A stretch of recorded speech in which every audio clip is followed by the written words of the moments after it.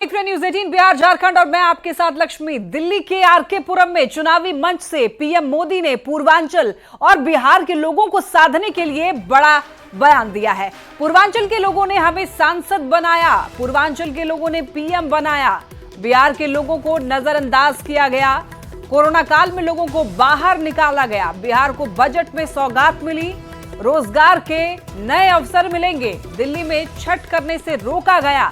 और देखिए यहां से बिहार के लोगों के लिए इन्होंने बयान दिया है। पीएम मोदी का यह बड़ा बयान, उन्होंने कहा है कि दिल्ली में छठ करने से रोका गया, आपदा वालों को पूर्वांचल के लोगों से दिक्कत है। यानी कि दिल्ली में आपकी सरकार पर तंज कसते हुए प्रधानमंत्री नरेंद्र मोदी ने यह कहा है कि आपदा वालों को पूर्वांचल के लोगों से दिक्कत है।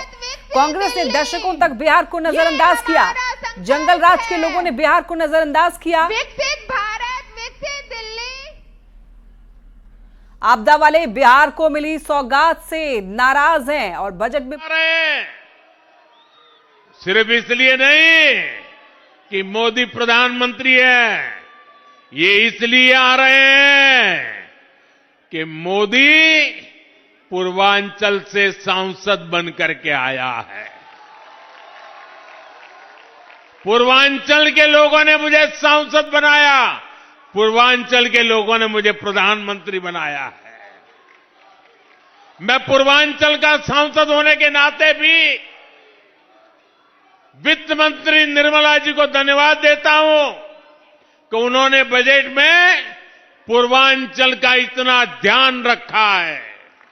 दशकों तक जंगल राज वाले लोगों ने, कांग्रेस के लोगों ने बिहार के लोगों को नजरअंदाज किया, लेकिन आज एनडीए की सरकार दिन रात बिहार के लिए काम कर रही है। मखाना बोर्ड की घोषणा करके बिहार के मखाना के हमने सम्मान दिया है। और ये कांग्रेस वालों को पता नहीं है, बिहार में ज्यादातर मखाना खेती में मेरे दलित परिवार जुड़े हुए हैं और मैं जब उनका कल्याण करता हूं तो मजाक उड़ाते हैं लोग। पूर्वांचल की, बिहार की कनेक्टिविटी भी बेहतर करने के लिए कई बड़े काम होंगे। इससे युवाओं के लिए रोजगार के वहां नए अवसर बनने जा रहे हैं। लेकिन साथियों, आपदा और कांग्रेस वालों को इससे भी दिक्कत है। पूर्वांचल के लोग दिल्ली में काम करते हैं, दिल्ली के विकास में सहयोग करते हैं, लेकिन जब कोविड आता है तो आपदा वाले अफवाहें फैलाकर, भय दिखाकर, झूठ बोलकर मेरे पूर्वांचल के भाई बहनों को दिल्ली से निकाल देते हैं। कोविड के नाम पर दिल्ली छोड़ने के लिए मजबूर करते हैं। पूर्वांचल के लोगों के लिए यहां छठी मैया की पूजा करना भी मुश्किल है। देश के बजट में बिहार के लिए किए गए ऐलान पर सियासी घमासान जारी है। विपक्ष के नेता लगातार बिहार को ठगे जाने का आरोप लगा रहे हैं, तो सत्ता पक्ष के लोग विपक्ष के आरोपों पर पलटवार भी कर रहे हैं और तीखे सवाल दागते हुए बजट को बिहार को नई उड़ान देने वाला बता रहे हैं। बिहार की जरूरत क्या है? आप बजट को जरूरत से देखोगे ना, बिहार की जरूरत है कि अनएम्प्लॉयमेंट क्राइसिस ट्रैप कर रही है बिहार को, उससे निकलने का रास्ता आप क्या बता रहे हैं? पलायन के ट्रैप में बिहार फंसा हुआ है, उससे निकलने का आपके इसमें क्या है? बिहार के कृषि के कुछ अलहदा संकट है जो Punjab, Haryana, north west, UP से अलग है। उस संकट से निकलने के लिए बिहार को क्या दिया आपने? उन लोगों को पता है कि विकास किसको कहते हैं। जरा अपने पिताजी से पूछें कि विकास का अर्थ समझ में आता है। उनके पिताजी जब मुख्यमंत्री थे बिहार के, तो कहते थे कि रोड बनवाने से हमको कोई वोट देगा। बाढ़ आता था तो कहते थे कि गरीब गुरुआ बाढ़ आता है तो मछली खा के, तो यही तो उनका है। देखिए, अभी जो बजट आया है उस बजट के कारण पूरे देश के लोग और खासकर बिहार के लोग काफ़ी प्रसन्न हैं, और उसके बावजूद विपक्ष के लोग इस तरह के कह रहे हैं, तो पता नहीं बजट उनको समझ में आया कि नहीं आया। मध्यम वर्ग के लोगों के लिए, गरीबों के लिए, किसानों के लिए, महिलाओं के लिए, नौजवानों के लिए, सबके लिए बहुत कुछ इस बजट में है। यह बजट 75% जनता को खुशहाल बनाने का, विकसित भारत बनाने का यह बजट है। इस बजट में विशेष तौर से पूरे देश में जो 12 लाख रुपया टैक्स फ्री किया गया है, और खास तौर से बिहार के लिए यह बजट बहुत ही सराहनीय है। केंद्र सरकार के काम आम बजट में बिहार की बल्ले बल्ले की बात कही जा रही है, लेकिन विपक्ष इसे बिहार के साथ छलावा बता रहा है, जिस पर बिहार के मंत्री अशोक चौधरी ने कहा है कि केंद्र ने जो भी बिहार को दिया है वो दूरगामी सोच के तहत दिया गया है। बजट के इस प्रावधान से बिहार की तस्वीर बदल सकती है। वहीं इस बजट के बाद बिहार में आगामी चुनाव को लेकर एनडीए को जनता के बीच जाने का एक बड़ा एजेंडा मिल गया है। बेसिक्स दो है, एग्रीकल्चर पर जोर दिया गया है, और हम मतलब एग्रीकल्चर बेस्ड स्टेट हैं, तो एक तो जो आजकल वर्ल्ड वाइड मखाना जो एक वंडर फूड्स में आ रहा है, और उसके लिए एक मखाना बोर्ड का गठन करने का निर्णय बड़ा है, और इसका दूरगामी परिणाम पड़ेगा। और साथ साथ फूड प्रोसेसिंग यूनिट के सेक्टर्स के लिए, तो ये पूरे ईस्टर्न इंडिया के लिए एक बड़ा हब बन सकता है। देखिए, क्योंकि पिछले 4-5 वर्षों में हमें कृषि के उत्पादन में हमें कृषि क्रमण्य पुरस्कार मिला है, उन सबको ध्यान में रखते हुए भारत सरकार ने फूड प्रोसेसिंग यूनिट की बात की है, चर्चा की है। क्या लगता है कि चुनाव में मास्टर स्ट्रोक साबित हो सकता है ये 2-2 लाख जो देने, जबकि राहुल गांधी ने इस पर सवाल ही खड़े कर दिए थे? देखिए, राहुल गांधी जी ने तो पूरी तरह से चीज़ों को देखा नहीं था ना, उन्होंने तो ऐसे हंस करके कोई उनको जो भी फीडबैक दिया होगा वो तो जातीय गणना मास्टर स्ट्रोक, और मास्टर स्ट्रोक के साथ साथ दूसरी बात है कि सबसे बड़ी बात है कि लंबे पेरियार के समय से ये लड़ाई लड़ी जा रही है, इसकी जितनी आबादी उसको उतनी हिस्सेदारी, तो उन चीज़ों को माननीय नेता ने सरकारी मोहर लगाया है। अब सब कुछ जातीय गणना का बात कर रहा है, but who was the first person who has taken up this issue, that is the more important thing in politics ना, कि पहला आदमी कौन था जिसने इसको पॉलिटिकलाइज किया, इसको इशू बेस बनाया, प्रधानमंत्री से मिले, who was else, tell me the single name, single politician. तो हमको लगता है कि अब उसको लेकर के, क्योंकि एक बड़ा जिसको होता है सरकारी मोहर लग गया है इसके ऊपर, तो अब सबको इसकी बात कर रहे हैं। आखिरी सवाल है सर, हर पार्टी चुनाव में जाती है तो कोई न कोई एजेंडे को लेकर जाती है। इस बार एनडीए का एजेंडा, खासकर जेडीयू का एजेंडा क्या रहेगा जनता के बीच में वोट मांगने का? ये वो तो अभी बैठ करके हम लोग से करेंगे, लेकिन हमारा तो हमेशा हमारे नेता का है रोजगार, विकास, पूरा बिहार मेरा परिवार, न्याय के साथ विकास। तो ये था हमारे साथ बिहार सरकार के वरिष्ठ मंत्री और जेडीयू नेता अशोक चौधरी। आनंद अमृतराज, न्यूज 18 नेटवर्क, पटना। देश के बजट में बिहार को मिली सौगात पर एलजेपी रामविलास के प्रदेश अध्यक्ष राजू तिवारी ने कहा है कि इस बजट से बिहार को काफी फायदा होगा। वहीं विपक्ष के सवाल पर उन्होंने कहा है कि विपक्ष के पास कोई मुद्दा नहीं बचा है। राजू तिवारी प्रदेश अध्यक्ष का यह कहना है। और निश्चित रूप से देश के यशस्वी प्रधानमंत्री, वित्त मंत्री ने बिहार को जो दिया है, इससे हर क्षेत्र में बिहार को लाभ मिलेगा। विपक्ष का कहना है कि चुनाव आने वाले हैं, उसी के मद्देनजर कि विपक्ष के पास कुछ तो रहा नहीं। अगर बिहार को मिलता है तो अरे भाई बिहार को मिला है तो उसके लिए शाबाशी भी देनी चाहिए। आप जब कुछ नहीं रहता है तो सिर्फ उल जुलूल की बात करते हैं, लेकिन अभी तो उनके पास कुछ मुद्दा ही नहीं रहा है, इसलिए वो लोग अब चुनावी अरे बिहार के श्रम संसाधन मंत्री संतोष सिंह ने भी बजट में बिहार को मिली सौगात के लिए पीएम मोदी का आभार जताया है। के लिए चाहे वो किसान हो, चाहे वो श्रमिक हो, चाहे वो उद्योगपति हो, चाहे स्मॉल इंडस्ट्री वाले लोग हों, बिहार का संपूर्ण विकास के लिए इस बार भारत के बजट में बिहार को विशेष ख्याल रखा गया है। उसके तहत जहानाबाद से बड़ी खबर है, मांझी ने फिर की ज्यादा सीटों की मांग। तो ये बड़ी खबर मिल रही है। देखिए, घोसी विधानसभा क्षेत्र में मांझी का ये कहना है कि सीटों को लेकर के ज्यादा सीट उनको चाहिए। जीतन राम मांझी का ये बयान, कहा है कि 20 सीट चाहिए और 20 सीट जीतने का दावा भी इन्होंने किया है। मांझी बोले ज्यादा सीट मिलेगी तभी 20 सीट जीतेंगे। हम पार्टी की रैली को संबोधित किया और इस दौरान जीतन राम मांझी ने डिमांड की है। उनका कहना है कि ज्यादा सीट मिलेगी तभी वो 20 सीट जीतेंगे। कि हम में दम है, हम दमदार होकर के एनडीए को मदद करेंगे और नरेंद्र भाई मोदी जी का हाथ मजबूत करेंगे, नीतीश कुमार का हाथ मजबूत करेंगे। लेकिन ये जरूर है, हम घर में हैं, परिवार में हैं, हमको अगर 4 रोटी है, 1 की रोटी का हिस्सा बनता है तो हम कोना दे के नहीं रहेंगे, हम 1 रोटी मांगेंगे। 1 रोटी मतलब कितने सीटें सर? अब वो नहीं हम कहेंगे। हम बीच में आपका दावा था 20 सीटें चाहिए। 20 सीट हम कहते हैं कि जीत के आवेंगे तो सारा काम कर देंगे। इसका मतलब 20 सीट नहीं है, आगे सीट मिलेगा तब ना 20 सीट जीतेंगे। तो सुना आपने जीतन राम मांझी का ये बयान, जिसमें वो सीटों को लेकर के बात कर रहे हैं। उनका कहना है कि ज्यादा सीट मिलेगी तभी वो 20 सीट जीत पाएंगे और सीटें जीत करके नरेंद्र मोदी का हाथ बटाएंगे, नीतीश कुमार का हाथ बटाएंगे। उनका ये कहना है कि ज्यादा सीट मिलेगी तभी हम 20 सीटें जीत पाएंगे। हम संयोजक जीतन राम मांझी का ये कहना है। उनका कहना है कि कोना लेकर के नहीं रहेंगे, खुलकर के उन्होंने ये कहा है। और इस दरमियान देखिए 2 बार उन्होंने सीट को लेकर के बयान दिया है। और ज्यादा जानकारी के लिए न्यूज 18 संवाददाता राजीव विमल हमारे साथ जुड़ रहे हैं। राजीव, देखिए एक बार फिर से जीतन राम मांझी का बयान सामने आया है सीटों को लेकर के। सीट को लेकर कह रहे हैं कि वो ज्यादा सीट मिलेगी तभी वो 20 सीट जीत पाएंगे। एक बार पूरी जानकारी दीजिए।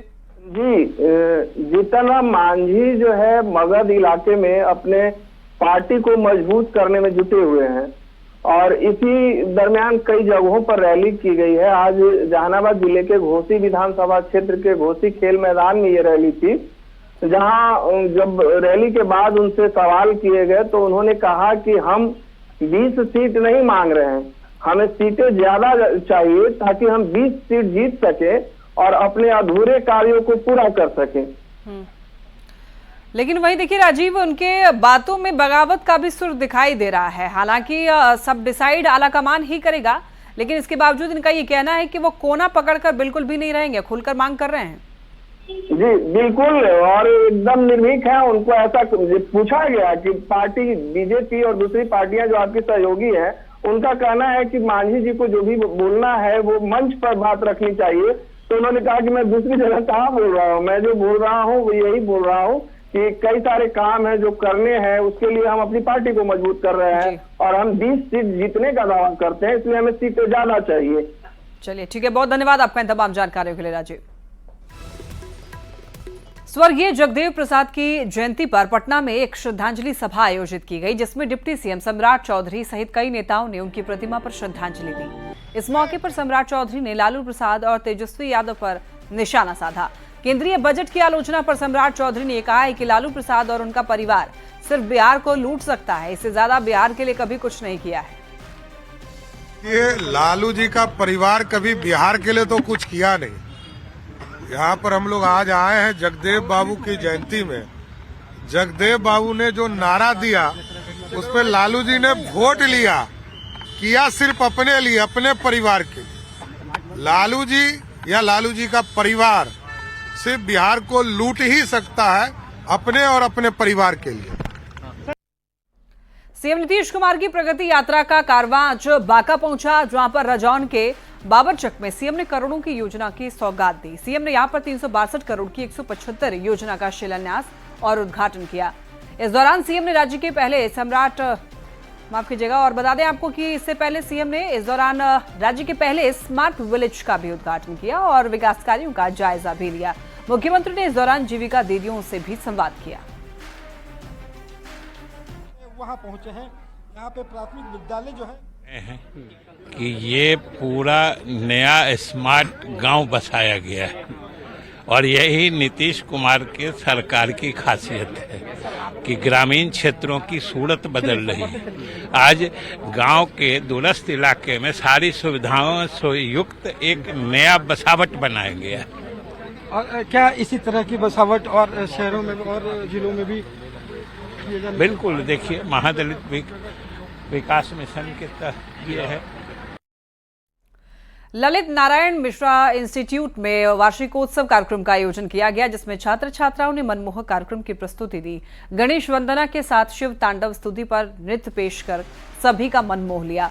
इस दौरान संस्था के निदेशक डॉक्टर एस सिद्धार्थ, पशुपालन विभाग के एसीएस एन विजय लक्ष्मी, डीएम चंद्रशेखर सिंह सहित कई अधिकारी मौजूद रहे। इस दौरान संस्थान के निदेशक एस सिद्धार्थ ने कहा कि बताते चले आपको, उनका कहना है कि आने वाले समय में पूर्वोत्तर भारत में ये संस्थान टॉप में रहेगा। उन्होंने अधिकारियों के साथ लाइब्रेरी, कंप्यूटर कक्ष का निरीक्षण भी किया।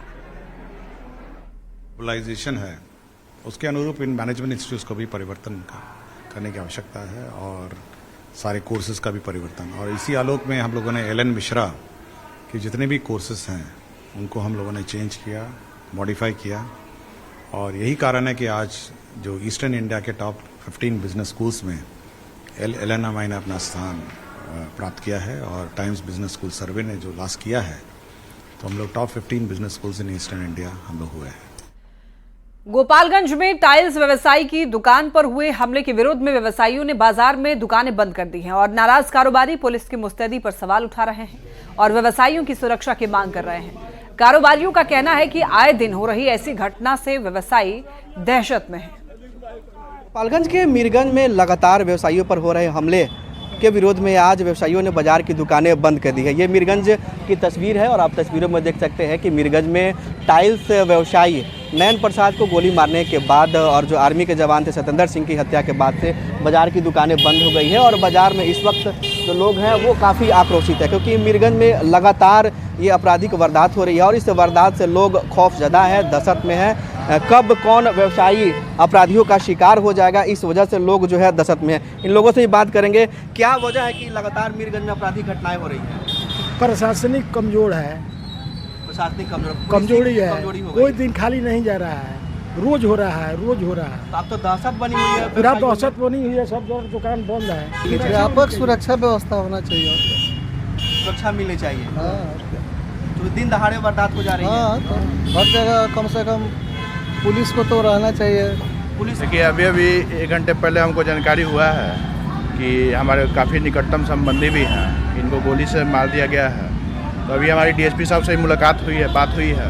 डीएसपी साहब भी स्थल पे पहुंच रहे हैं, थोड़ी देर में जांच पड़ताल किया जाएगा। क्रिमिनल कोई भी हो उसको सजा दिलवा कर रहेंगे हम लोग। क्योंकि दिन दहाड़े ये वारदात हुई है और रिटायर्ड आर्मी मैन को गोली मारी गई है, जिसकी मौत हो गई है। और उसके बाद से जो व्यवसायी है नयन प्रसाद, उन्हें जो है गोली मारकर घायल कर दिया गया। तो 2 लोगों को गोली मारी गई है, जिसमें सतेंद्र सिंह जो रिटायर्ड सेना के जवान हैं उनकी मौत हो गई है और जो व्यवसायी है नयन प्रसाद वो गंभीर रूप से घायल है और उन्हें बेहतर इलाज के लिए इस वक्त सदर अस्पताल रेफर किया गया है। अब देखने वाली बात होगी कि कब तक पुलिस अपराधियों को गिरफ्तार कर पाती है और व्यवसायियों की मांग को पूरा कर पाती है। कुमार, न्यूज 18, गोपालगंज। मोतिहारी में इंजीनियरिंग की तैयारी कर रहे छात्र का शव मोती झील में मिलने से सनसनी फैल गई। पुजारी आलोक मिश्रा का बेटा आयुष इंजीनियरिंग की तैयारी कर रहा था और जेईई मेंस के दिन सुबह 3 बजे अचानक घर से गायब हो गया। जैसे ही परिवार के लोगों को उसके गायब होने का पता चला, परिवार के सदस्यों ने उसकी तलाशी शुरू की, लेकिन कहीं भी नहीं मिला। पुलिस से भी आयुष की तलाश में मदद ली गई, लेकिन गायब होने के 5वें दिन मोती झील में उसका शव तैरता हुआ मिला, जिसके बाद उसके शव को निकाला गया है। पुलिस अब हत्या या फिर आत्महत्या के एंगल से जांच शुरू कर दी है। परिजन उसकी हत्या की बात कह रहे हैं, क्योंकि आयुष के गले पर गला घोटने का निशान मिलने का दावा किया जा रहा है।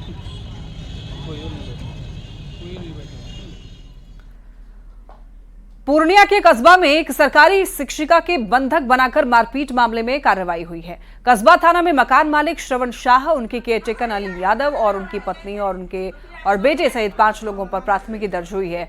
शिक्षक संघ ने इस घटना का कड़ा विरोध किया है और जल्द ही आरोपी की गिरफ्तारी की भी मांग की है। दरअसल मकान मालिक पर शिक्षिका को जानवरों की तरह घर में ही रस्सी से बांधकर उसका सारा सामान घर के बाहर फेंकने के साथ पिटाई का भी आरोप लगाया है। शिक्षिका पर समय पर किराया नहीं देने का आरोप लगाकर पिटाई का आरोप है। ये मामला कस्बा थाना के वार्ड संख्या 14 तिनपनिया की है। मामले की सूचना मिलते ही पुलिस मौके पर पहुंची और शिक्षिका को मुक्त कराया। पड़ोस के लोगों के मुताबिक मकान मालिक पीड़िता पर मकान खाली कराने का दबाव बना रहा था और खाली न करने पर उसे बांध दिया गया। पुलिस ने मामले में 5 लोगों के खिलाफ केस दर्ज करके जांच शुरू कर दी है। अनिल यादव की टीवी, अनिल यादव का दोनों बेटा। घर का सारा सामान कौन फेंक रहा है? यही सब सारे देखिए ना, पीक दिखा दीजिए ना सबका। हाँ, कई बार कई बार मारपीट की गई। पहले तो दोनों रूम रेंटर मेरे साथ मारपीट करी, जो नीचे थी। झूठ वाला बात था, यही मसला लगता है। फिर क्या हुआ फिर? उससे पहले मेरा ताला तोड़ा गया था, झूठा इल्जाम था हम पे कि हम रेंट नहीं देते हैं। ये हथियार चला रही है? हथौड़ी चला रही थी। अभी कब चला रही थी? ये बांधी हुई है, हथियार कैसे चलाएगी? कब बांधे? आप प्रशासन को सूचना देते? सूचना दिए हुए। आप क्या कानून हाथ में ले लीजिएगा? सूचना दिए हुए। कानून हाथ में ले लीजिएगा? ये हमारे प्रखंड की एक्टिव शिक्षिका है और बहुत ही योग शिक्षिका है। उसका जो मामला जो भाड़ेदार के रूम में रहती थी या जो भी मामला हो, लेकिन उस पीरियड में वो स्कूल में थी। स्कूल से अचानक उसको बुला करके उसका सामान को फेंका गया रोड पे, साथ ही उसको बांध के मारा गया, यानी कि अस्त व्यस्त व्यवस्था में उसको रखा गया। और इस तरह की घटना नहीं होनी चाहिए। मामला जो भी हो, एक रूम मालिक और एक वो जो रह रही थी, लेकिन इनको सामाजिक स्तर पर न्याय करना चाहिए या कोई बात रखनी चाहिए। अगर समाज स्तर पर नहीं हो रहा था तो थाना के माध्यम से इसको रखना चाहिए, प्रशासन के माध्यम से रखना चाहिए। ऐसे लोगों की गिरफ्तारी होनी चाहिए। ऐसी समाज में आज उसके साथ हुआ, कल उसके साथ। इस तरह महिलाएं तो ये कमज़ोर तो है नहीं, अब महिलाएं कमज़ोर होकर के इस तरह किया जा रहा है। पटना के गंगा पाथवे पर खुलेआम स्टंटबाजी का मामला। BMW जैसी महंगी कार से स्टंट करता हुआ युवक दिखाई दिया। इंस्टाग्राम पर वीडियो पोस्ट किया। सोशल मीडिया पर वीडियो वायरल है। ट्रैफिक एसपी पटना का यह बयान है। पुलिस की सोशल मीडिया टीम मामले की जांच कर रही है। अब आगे कार्रवाई होगी इस मामले में। ज्यादा जानकारी के लिए न्यूज 18 संवाददाता संजय हमारे साथ जुड़ रहे हैं। संजय, देखिए, खुलेआम गंगा पाथवे पर स्टंटबाजी का मामला है, एक बार पूरी जानकारी दीजिए। देखिए, निश्चित तौर पर ये जो तस्वीर आप दिखा रहे हैं, ये हैरान कर देने वाली तस्वीर सामने आई है। और ये पहला वाकया नहीं है जब इस तरीके से गंगा पाथवे पर स्टंट किया जा रहा हो। लेकिन हैरानी की बात है कि पुलिस लाख चौकसी बरत ले, वहां पर डिप्लॉयमेंट भी रहता है, उसके बावजूद इस तरह की जो हरकत है वो खुलेआम हो रही है। और ये तस्वीर सोशल मीडिया जो है उस पर वायरल हुई है। पटना के ट्रैफिक एसपी जो है उनका भी बयान सामने आया है। उन्होंने कहा है कि ये वीडियो जो है उन्हें भी मिला है और इस पूरे मामले की जांच हो रही है। उसको जो शख्स स्टंट कर रहा है उसको आइडेंटिफाई किया जा रहा है। कार का नंबर जो है, उस कार के नंबर से उसको आइडेंटिफाई करके उसके खिलाफ लीगल एक्शन लिया जाएगा, उसके खिलाफ FIR भी की जाएगी। क्योंकि गंगा पाथवे जो है वो काफी बिजी रोड है और हर वक्त गाड़ियों का आना जाना लगा होता है। वहाँ इस तरीके से खतरनाक सेटिंग निश्चित तौर पर कई जो ये स्टंट है कई घटनाओं को अंजाम दे सकता था, एक बड़ी घटना हो सकती थी। बहरहाल पुलिस एक्शन का दावा कर रही है, देखना होगा कब तक एक्शन होता है और कब तक उसको आइडेंटिफाई कर उसके खिलाफ FIR लॉन्च किया जाता है। जी लक्ष्मी। बिल्कुल संजय, और देखिए, रनिंग रोड है और रनिंग रोड में इस तरीके से स्टंटबाजी करना वो खतरे से बिल्कुल भी खाली नहीं है उनके लिए भी जो ये गाड़ी चला रहे हैं और साथ ही साथ जो अन्य लोग उस रोड पर आवाजाही कर रहे हैं।